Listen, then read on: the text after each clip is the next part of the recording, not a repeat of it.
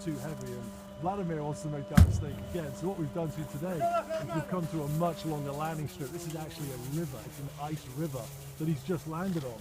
However, we all got on board and we're still too heavy because there's too much pressure on the skids on the ice, and effectively the skid has iced up on the river bed, on the river, that's crap.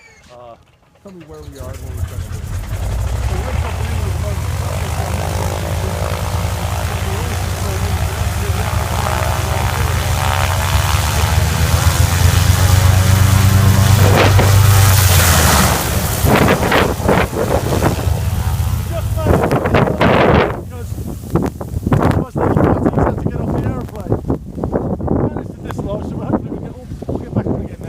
Get airborne on this river and go to our next shoot location.